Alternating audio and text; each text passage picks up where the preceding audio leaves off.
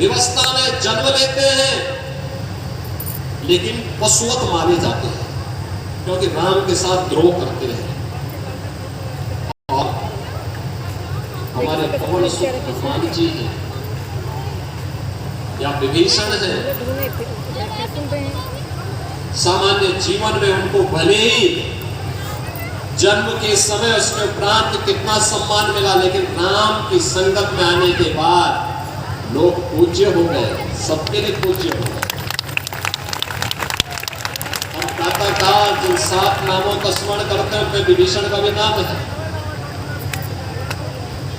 हमारे यहाँ हर समस्या का समाधान हम किसी को मानते हैं, आप देखते होंगे, और हम लोग बचपन से इस बात को देखते रहे हैं। कोई गांव का अनपढ़ व्यक्ति भी, निरक्षर व्यक्ति भी होगा, लेकिन उसको हनुमान चालीसा जरूर याद होगी। हनुमान चालीसा वो जरूर याद करके रखता था। ये है ताकत। और इसीलिए तो आप सौभाग्यशाली हैं कि तुलसी पीठाधीश्वर के श्रीमुख से जगत गुरु रामानंदाचार्य तुलसी पीठाधीश्वर पूज्य स्वामी राम भद्राचार्य जी के श्रीमुख से इस पावन कथा को श्रवण करने का आनंद आपको प्राप्त होगा। मध्यकाल में तुलसीदास जी ने जो जनचेतना जागृत की थी, समाज को एकजुट होने की, विदेशी आक्रांताओं के प्रति सचेत होने की, प्रभु राम के प्रति भक्ति का वो संदेश देकर के उन्होंने पूरे उत्तर भारत को एकता के सूत्र में जोड़ने का काम किया। वही कार्य आज जगत गुरु रामानंदाचार्य पूज्य तुलसी पीठाधीश्वर कर रहे हैं, और जिनके सहयोग से पावन कथा का स्मरण करने का आप सबको प्राप्त हो।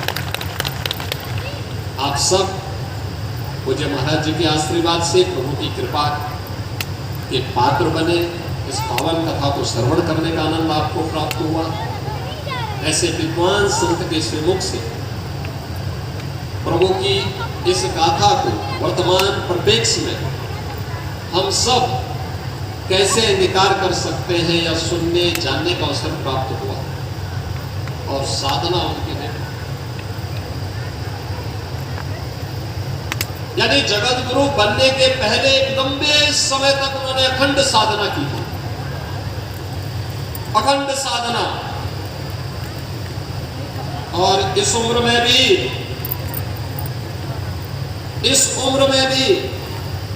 फिर उनके द्वारा अगले 6 माह के लिए एक एकांतिक साधना के लिए उनका प्रस्थान हो रहा है। साधना की पूर्व मेरी उनसे बातचीत होगी और हम लोग तो हमेशा उनके साथ में हैं, हमेशा उनका सानिध्य प्राप्त हुआ है, हमेशा उन्होंने समाज को एक दिशा दी है। और मैं तो उनका इसलिए भी कि देखिए, उन्होंने उन सारी बाधाओं को तोड़ा है जिनमें उनके सामने अपनी मेहनत से, अपने दृढ़ संकल्प के साथ जीवन की बाधाओं को तोड़ा है। उन्होंने समाज की उन बेड़ियों को तोड़ा है जो अक्सर किसी ऐसे व्यक्ति के बारे में थोपने के प्रयास होते हैं, और देश के लिए एक आदर्श प्रस्तुत किया है कि नहीं, कोई बाधा आपके जीवन में आपके सत्संकल्प के सामने बाधा नहीं बन सकती है। और पूज्य महाराज का यह आदर्श समाज के लिए एक नई प्रेरणा है। उनका आगामी जो साधना का पर्व है, ये राष्ट्र के मंगल के लिए कल्याणकारी हो। मैं उत्तर प्रदेश सरकार की ओर से उनके प्रति अपनी शुभेच्छा और शुभकामना भी व्यक्त करता हूँ, उनको सादर नमन भी करता हूँ, और विश्वास करूँगा कि उस अखंड साधना की पूर्व मेरी उनसे विस्तृत वार्ता जरूर होगी। इस विश्वास के साथ मैं इस पूरे कार्यक्रम के प्रति यहाँ के आयोजक डॉक्टर नीरज बोरा, जो हमारे यहाँ के लोकप्रिय विधायक हैं, उनके प्रति, उनके परिवार के सदस्यों के प्रति भी